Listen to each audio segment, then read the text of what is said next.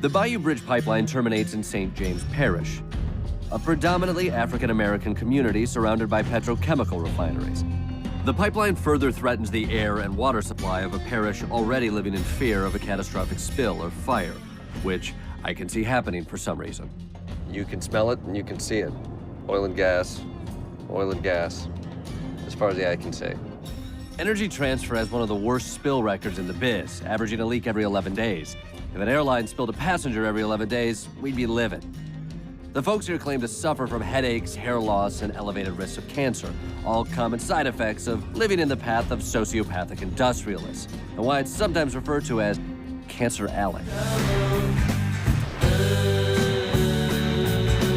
Don't consider our community as Cancer Alley because it's not. It's death row. This is Sharon, a local teacher whose family has been in the community for generations.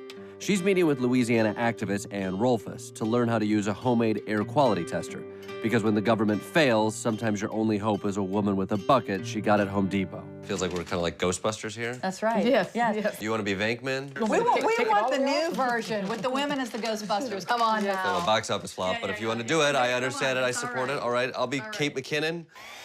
So what's happening right now is that air is being sucked actually out of the bucket, so that when this opens, the air will come in that It'll come bag. in this bag.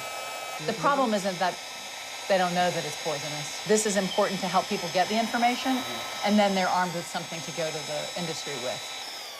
People are living in what we call a toxic gumbo of a lot of different chemicals.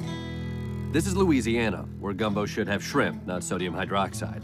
But no one is listening, so residents are taking matters into their own hands, and they'll take any help they can get. What do you think of these other groups that are trying to fight the pipeline? It gives me hope that someone cares about us. I don't think they should do anything that's illegal, but I don't know. Sometimes it makes you wonder if you don't mind going to jail just to stand up for what you believe in. You know, like Martin Luther King did, but it angers you so much until you just want to do something. But even if you do something, is it enough? What happens if this pipeline gets finished?